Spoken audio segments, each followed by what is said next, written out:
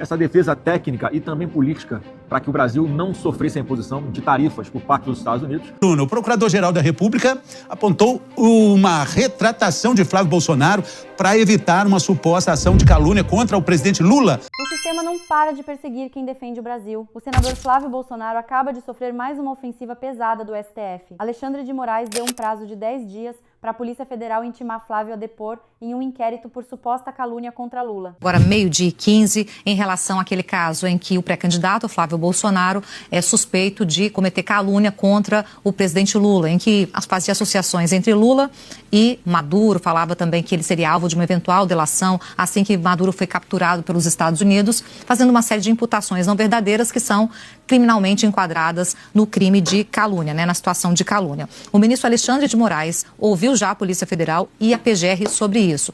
A Polícia Federal vê claramente indícios de calúnia, a PGR pediu para enviar para a Polícia Federal esse caso para entender quando Flávio Bolsonaro deve ser ouvido. Portanto, saiu aqui o período em que ele deve ser ouvido. O ministro Alexandre de Moraes pediu à Polícia Federal, determinou à Polícia Federal que Flávio Bolsonaro seja ouvido nos próximos 10 dias. E aí ele diz o seguinte, que acolhe a manifestação da PGR, determina o retorno desse inquérito lá para a Polícia Federal para que a PF proceda à oitiva do investigado, Flávio Bolsonaro, no prazo máximo de 10 dias. Portanto, nos próximos 10 dias, nessa janela máxima, a Polícia Federal vai marcar o depoimento de Flávio Bolsonaro e que será o momento em que ele terá a oportunidade de se defender ou ficar calado. Ele tem essa premissa, mas vai ser o momento em que ele pode dizer por que fez a postagem em relação ao presidente Lula, porque levantou suspeitas não verdadeiras em relação a Lula e se explicar juridicamente dentro desse caso todo. Fala pessoal, estamos aqui nos Estados Unidos. A gente acabou de fazer essa defesa técnica e também política para que o Brasil não sofresse a imposição de tarifas por parte dos Estados Unidos. Eu acho que foi uma boa defesa, um discurso encaixado, bem sucedido. O que mais me impressionou, Eduardo, foi que não tinha ninguém, nem uma única pessoa representando o governo brasileiro oficialmente, porque claramente parece que eles querem essa tarifa, achando que isso pode ter algum retorno eleitoral para eles, ao invés de colocar em primeiro lugar os interesses do povo brasileiro. Com certeza. Flávio é muito humilde, tá? O discurso foi sensacional, foi o único que argumentou politicamente e expôs a estratégia do Lula. O argumento técnico ele já foi apresentado anteriormente e a gente sabe que a culpa disso tudo é do próprio governo Lula. A gente está falando de uma investigação de mais de um ano que identificou falta de combate à corrupção, censura e entre outras ações que são danosas ao Brasil, mas também aos Estados Unidos. O que o Flávio está pleiteando aqui é apenas uma oportunidade para que, sendo eleito, a gente vai ter a oportunidade de ter uma política não igual o Lula tem, uma política anti-americana, mas uma política que vai beneficiar tanto o Brasil quanto os Estados Unidos. A gente pediu que as tarifas não fossem impostas. Então, assim, é cancelamento de qualquer tipo de tarifa. E exatamente um dos argumentos que eu te usei quando eu fui questionado, é exatamente isso que você está falando. Porque hoje o Brasil tem um presidente que é anti-americano. E óbvio que isso é visto com muito maus olhos aqui, muita má vontade. E o brasileiro não pode ser penalizado por causa de uma escolha ideológica que o atual presidente da República tem. E a gente está aqui demonstrando a nossa vontade política, fazendo aquilo que está possível, ao nosso alcance. Inclusive, Flávio, obrigado. A gente está estendendo em mais um dia a nossa estadia aqui nos Estados Unidos, porque a gente acredita na efetividade desse trabalho, que Deus quiser, vai dar certo. Então, os nossos amigos de Pernambuco, só um pouquinho de paciência, tá atrasando um pouquinho. É por uma boa causa, tá? A culpa pode jogar em cima de mim, mas ele vai em Pernambuco. Mas é que para ver que para os Estados Unidos é mais difícil, é quase um dia de voo e a gente não vai ter outra oportunidade igual essa. Então, parabéns ao em breve estamos lá em Pernambuco. É isso aí. Obrigado, pessoal. Pelo Brasil. Valeu. O Procurador-Geral da República apontou uma retratação de Flávio Bolsonaro para evitar uma suposta ação de calúnia contra o presidente Lula. Conta pra gente melhor. Assunto que chegou no Supremo Tribunal Federal foi uma declaração de Flávio nas redes sociais em relação a Lula e Nicolás Maduro. O assunto já está com o ministro Alexandre de Moraes, que consultou o procurador-geral. Ele disse, não, eu acho que tem que voltar para a Polícia Federal esse inquérito. Eu acho que é importante mais um depoimento de Flávio Bolsonaro antes de qualquer sentença. Então agora, se o ministro Alexandre de Moraes aceitar, esse rito vai voltar para a Polícia Federal, haverá um novo depoimento de Flávio e ainda nesse mesmo documento, nessa manifestação do procurador, ele diz que existe um outro mecanismo que indica a nossa legislação, que é inclusive ali de uma resposta, né? Justamente de uma retratação antes de qualquer sentença. Mas na ala governista já estavam esperando que Flávio chegaria a ficar inelegível com essa ação de calúnia contra Lula. Agora, aparentemente, o jogo está virando e uma oportunidade de Flávio ser ouvido na Polícia Federal, Fernando. Defesa de Flávio Bolsonaro, pré-candidato à presidência da República, tenta tirar o caso Dark Horse de Flávio Dino. Como assim, Teocuri? Quando um caso, e mergulhando no beabá também, né, do juridiquês, quando um caso chega até um relator, uma defesa consegue tirar?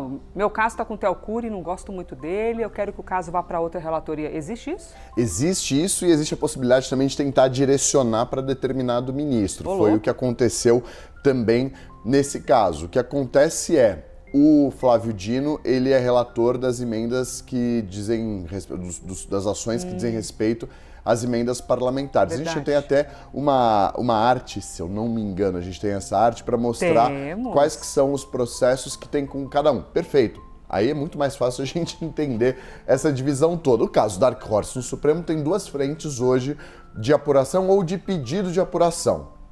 O André Mendonça, ele é relator do caso Master no STF, como a gente bem sabe, ele assumiu esse caso em fevereiro. O Flávio Dino, ele é relator da ação, uma DPF 854, que diz respeito a transparências de emendas parlamentares. Essa ação, ela investiga o uso das emendas parlamentares e se essas emendas são repassadas de maneira transparente, seguindo os critérios que são necessários e com o uso necessário dessas emendas, desse dinheiro. O André Mendonça, no caso do Banco Master, ele pode investigar o financiamento do filme. O que aconteceu aqui? Você vai se lembrar que havia uma investigação, um pedido de investigação do Dark Horse que estava com Alexandre de Moraes. Sim. A Procuradoria-Geral da República disse que esse caso não pode continuar com Alexandre de Moraes, sem que ir para o André Mendonça, porque ele é relator do que diz respeito a esse processo, que é caso Master e a possibilidade de financiamento do Dark Horse com a grana do Banco Master. Esse é o principal foco da investigação. E o caso foi parar com o André Mendonça. Acontece que aquele processo, inclusive, do Lindbergh Farias, que pedia essa apuração, ele ainda não abriu essa investigação. Está com a PGR para a PGR dizer se concorda ou não com a abertura desse inquérito. Ah, não foi adiante ainda não foi. Tem um pedido em aberto. Esse pedido ainda não foi atendido. No meio do caminho, dois deputados, a Tabata Amaral e o Henrique Vieira, e aí entra o que eu falei sobre direcionar, acionaram o Flávio Dino numa ação. O Lindbergh assumiu o Alexandre de Moraes, saiu do Alexandre de Moraes e foi para o André Mendonça. Esses dois deputados acionaram o Flávio Dino nessa ação que diz respeito às emendas, dizendo, olha, é possível que haja grana de emendas parlamentares sendo direcionadas para o financiamento desse filme, para essa produtora, para empresas vinculadas à produtora que toca o filme. O que o ministro fez? Abriu a investigação. Então, os deputados, eles direcionaram para cair com o Flávio Dino. É uma estratégia. Pode dar certo, pode não dar certo. Aqui deu certo. Colou. Na semana passada, o Matheus Teixeira e eu trouxemos que, no meio de tudo que existe do Dark Horse, o Flávio Dino saiu à frente do André Mendonça. O André Mendonça espera ainda a Procuradoria-Geral da República se manifestar. O Flávio Dino já autorizou a Polícia Federal a investigar. Significa que vai ficar para sempre com o Flávio Dino? Não necessariamente. Pode haver um momento em que em que se descobre que, na verdade, esse caso tem que estar, de fato, com o André Mendonça. Ou a investigação pode correr normalmente. O que a gente trouxe de informação é que elas podem se chocar em algum momento e ter um bate-cabeça. Porque no Supremo, normalmente, um ministro fica responsável por casos que dizem respeito ao mesmo assunto.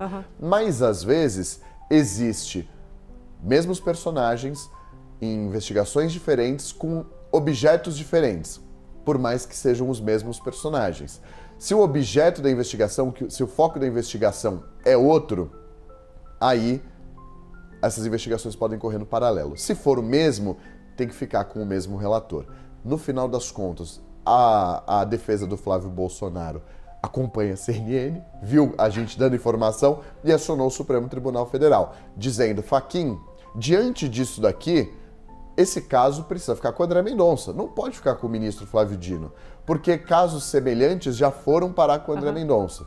Ou seja, para evitar decisões contraditórias ou decisões conflitantes e diferentes. Ou seja, um ministro dizendo uma coisa, o outro ministro dizendo outra coisa sobre o mesmo assunto. A defesa do Flávio Bolsonaro acionou o Supremo depois dessa abertura da investigação pelo Flávio Dino, dizendo: olha, tudo tem que ficar com o André Mendonça. Será? Você, com seu conhecimento, avalia ali que tem um caminho, que isso de fato pode acontecer? Existe essa possibilidade, vai depender da interpretação do presidente do Supremo.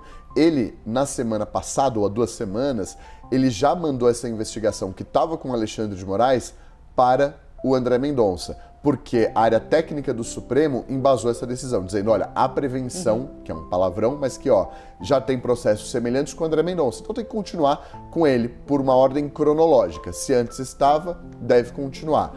Nesse caso específico, há um detalhe.